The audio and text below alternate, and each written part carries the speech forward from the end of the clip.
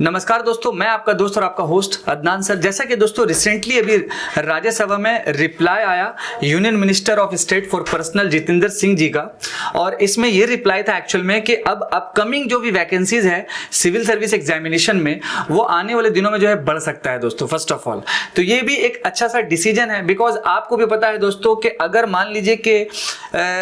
Vacancies अगर मान लीजिए कि कम रहता है या फिर स्टैग्नेंट यानी कि रुक जाता है तो वहां पर क्या होगा दोस्तों, कहीं ना कहीं एडमिनिस्ट्रेशन में प्रॉब्लम होता है कहीं ना कहीं। देन इसके साथ साथ जो भी आईएएस आईपीएस और भी जितनी भी सारी सिविल सर्विसेज एग्जामिनेशन में अलग अलग जो पोस्ट हैं, तो उन सारे पोस्ट में जितने भी सारे लोग जो अभी राइट नाउ वर्क कर रहे हैं तो उनके ऊपर वर्क का प्रेशर बहुत ज़्यादा होता है। कई लोग मतलब कि देखा गया है दोस्तों कि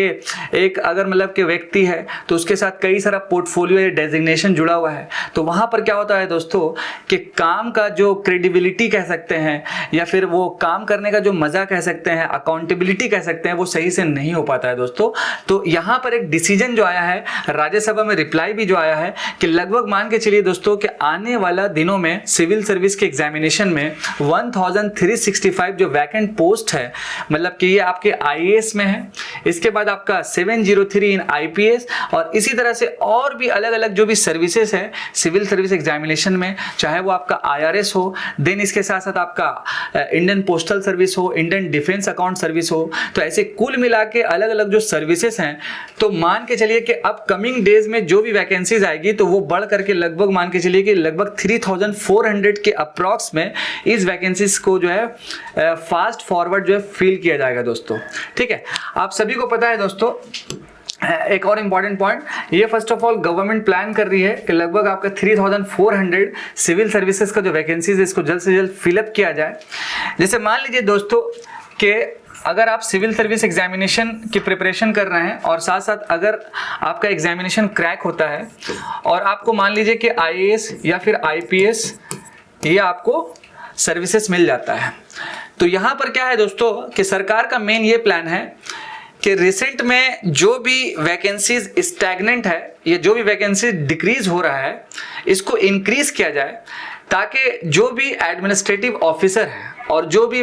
ग्रुप ए ऑफिसर हैं उनके ऊपर जो भी बर्डन है, वर्कलोड है, वो थोड़ा सा कम हो पाए और वो अपने वर्क में ज़्यादा से ज़्यादा एफिशिएंट हो पाए और गवर्नमेंट को वहाँ से ज़्यादा जो है आपका फ़ायदा पहुँचाया जा सके दोस्तों। इसके साथ साथ आप सभी को पता होगा दोस्तों कि सिविल सर्विस का जो एग्जामिनेशन है, जैसे मान लीजिए कि 2024 में जो एग्जामिनेशन होने वाला है वो आपका 26 मई को होने वाला है 2024 में। इसके साथ साथ ये जो कैलेंडर होता है पूरा 1 ईयर्स का कैलेंडर होता है जिसमें आप एक सीक्वेंस में तैयारी करते रहते हैं, और आपको ये भी पता है कि इंडियन जो फॉरेस्ट सर्विस है उसका पेपर सिविल सर्विस एग्जामिनेशन के प्रीलिम्स के साथ होता है। तो कहीं ना कहीं शशि थरूर जी का कई बार एक स्टेटमेंट आया था काफ़ी दिनों पहले कि उन्होंने कहा था कि जिस तरह से इंडियन फॉरेस्ट सर्विस का जो पेपर सेपरेट होता है उसी तरह से इंडियन फॉरेन जो सर्विस है उसका भी पेपर जो है वो सेपरेट होना चाहिए, ताकि उसमें एक अलग सा जो भी बच्चे आएंगे तो उनका एक स्ट्रॉन्ग मतलब कि एक कमांड हो एक्सटर्नल अफेयर्स में, और ज़्यादा से ज़्यादा लोग जो सर्विसेज में आ रहे हैं तो उनका जो भी थिंकिंग प्रोसेस, एनालिटिकल एबिलिटी वो बिल्कुल एक डिफरेंट लेवल पे रहे दोस्तों। अभी तक तो सिविल सर्विस का जो एग्जामिनेशन हो रहा है वो बिल्कुल कंबाइंड होके चलता है, जैसे आपका आईएएस आईपीएस आईआरएस आईएफएस ये सारा जो एग्जामिनेशन है सर्विसेज है सब एक ही एग्जाम के थ्रू चलता है एक्सेप्ट फॉरेस्ट सर्विस को छोड़ करके। तो शशि थरूर जी का ये भी कहना था कि फॉरेन सर्विस का जो पेपर है वो सेपरेट हो जाए। तो यहाँ पर सरकार का ये जो डिसीजन है कि कमिंग जो भी वैकेंसीज है सिविल सर्विसेज में जो भी फिलअप किया जाएगा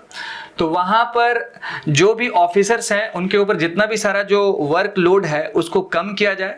और कहीं ना कहीं एफिशिएंट हो काम, और गवर्नमेंट ज़्यादा से ज़्यादा जो है गुड गवर्नेंस की तरफ बढ़े और कहीं ना कहीं ट्रांसपेरेंसी और अकाउंटेबल ज़्यादा से ज़्यादा जो है ऑफिसर्स बने। तो ये सरकार का मेन इंपॉर्टेंट ऑब्जेक्टिव है दोस्तों।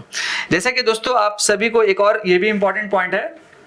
कि मान लीजिए सरकार अगर कोई स्कीम लॉन्च करती है और स्कीम जब वो लॉन्च होता है तो कहीं ना कहीं जो भी, अगर मान लीजिए वो सेंट्रल सेक्टर स्कीम है, तो एक जो डीएम होता है, जो आईएएस ऑफिसर होता है, उस पार्टिकुलर स्कीम को जो है इम्प्लीमेंट करने का जो रिस्पॉन्सिबिलिटी उसके हाथ में रहता है दोस्तों। लेकिन एक आईएएस ऑफिसर, एक डीएम, उसके साथ कई सारा और भी पोर्टफोलियो होता है, कई सारा और भी डेजिग्नेशन होता है। तो मान लीजिए एक आईएएस ऑफिसर अगर 5 से 6 डेजिग्नेशन लेकर के है तो वो अपने काम में उतना सक्षम नहीं हो पाता है, काम में उतना फोकस नहीं कर पाता है। इसलिए सरकार चाह रही है कि अपकमिंग जो भी वैकेंसीज है उसको जल्द से जल्द फिलअप किया जाए। और साथ साथ जो इंपॉर्टेंट पोर्शन है आपका, कि जो भी ऑफिसर्स हैं, चाहे वो आईआरएस हैं, आईपीएस हैं, आईएएस हैं, जितने भी जो सर्विसेज में हैं, वो कंप्लीटली जो है फोकस रहें अपने वर्क में और गवर्नमेंट को ज़्यादा से ज़्यादा जो है अपना काम से जो है फ़ायदा पहुंचा पाएँ और जो भी सिटीजन है, जो भी सरकार की जो स्कीम है वहाँ तक पहुँच पाए।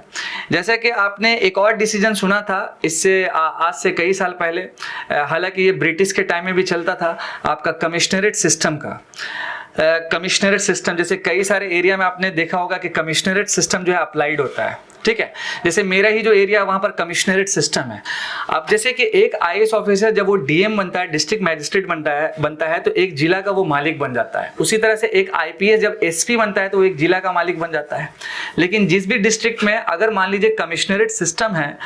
तो ये जो 2 डेजिग्नेशन है, 2 पोस्ट है, ये 2 सर्विसेज है, एक आपका आईएएस का, एक आपका आईपीएस का, इन दोनों का जो काम है वो बिल्कुल सेपरेट रहता है कमिश्नरेट सिस्टम में। लेकिन अगर कोई नॉर्मल अगर सिस्टम है तो वहां पर क्या होता है कि एक एसपी को भी जो है रिपोर्ट करना पड़ता है एक डीएम को। तो यहाँ पर क्या होता है कि काम में थोड़ा पेंडिंग चला जाता है। तो ये सरकार का बहुत ही बेहतरीन डिसीजन है। आने वाले दिनों में जो भी वैकेंसीज रहेगी वहां पर फिलअप किया जाएगा और जो भी एस्पायरेंट जो तैयारी कर रहे हैं, प्रिपरेशन कर रहे हैं, अपना मेहनत और लगन से तैयारी कीजिए। 2023 का जो पेपर था उस हिसाब से अपने आप को अपग्रेड कीजिए, पेपर का एनालाइज अच्छे तरीके से कीजिए। 24 का जो पेपर है, जो कैलेंडर ऑलरेडी पब्लिश है यूपीएससी के ऑफिशियल साइट पे, तो ओवरऑल आप अच्छे से प्लान कीजिए और फोकस रहिए, बेहतरीन तरीके से पढ़ाई कीजिए। और आने वाले दिनों में सरकार जो अच्छा कर ही रही है। अब ये कौन सा वो स्टंट है ये नहीं पता, लेकिन इनफैक्ट ये भी देखा गया है कई सारा जो स्टेट पीसीएस का पेपर होता है तो वहां पर भी जो है वैकेंसीज मतलब कि इतना होना चाहिए और पोस्ट इतना है, लेकिन जो है वहां पर फिल नहीं किया गया। तो कहीं ना कहीं अगर मान लीजिए अगर वो पोस्ट अगर खाली है, अगर उसको फिल नहीं किया जाएगा तो होता क्या है कि एक ऑफिसर के ऊपर में बर्डन बहुत ज्यादा हो जाता है और फिर वहां से क्या होता है कि लैक ऑफ अकाउंटेबिलिटीज, काम करने का जो प्रेशर है, वर्कलोड है, उसके कारण जो है जैसे गुड गवर्नेंस जो रहता है, जो हमारा ऑलरेडी एक इंडेक्स उस पर सही से परफॉर्मेंस नहीं हो पाया। तो आने वाले दिनों में ये बेहतरीन डिसीजन है दोस्तों। बाकी आगे देखते हैं कि इस पे और क्या बेहतर हो सकता है। ओवरऑल बस अपनी तैयारी को आप कंसिस्टेंट रखें, सरकार का बेहतरीन डिसीजन है। और ये राज्यसभा में रिप्लाई जो आया ये भी मैंने आपके साथ साझा किया दोस्तों। इसके साथ साथ ऐसे बच्चे जो सिविल सर्विस के लिए बिल्कुल न्यू एस्पायरेंट है तो हमारे चैनल्स पे भी आप बने हुए रहें, जुड़े हुए रहें। हम लोग क्या है कि रेगुलर अलग अलग जो जियो पॉलिटिक्स का वीडियो है, करंट अफेयर्स का वीडियो, वो अपडेट करते रहते हैं। और साथ साथ हमारा ये जो सीरीज है कोर यूपीएससी को लेकर के, जिसमें यूपीएससी क्या अपडेट कर रही है, देन इसके साथ साथ एग्जामिनेशन का pattern, previous year paper, sources क्या है, पेपर एनालाइज कैसे किया जाए, इन सारी चीज़ों के साथ हम आपके सामने मतलब के खड़े हैं, आपके सामने जो है जुड़े हुए हैं। बस आपको हमारे साथ जो है जुड़े रहना है। आई होप कि दोस्तों ये जो छोटा सा एक इन्फॉर्मेशन है हमारे चैनल और हमारी टीम के माध्यम से आप तक पहुंचे और आप इसको शेयर जरूर करें। Thank you so much. मैं आपका दोस्त और आपका होस्ट अदनान सर। जय हिंद दोस्तों।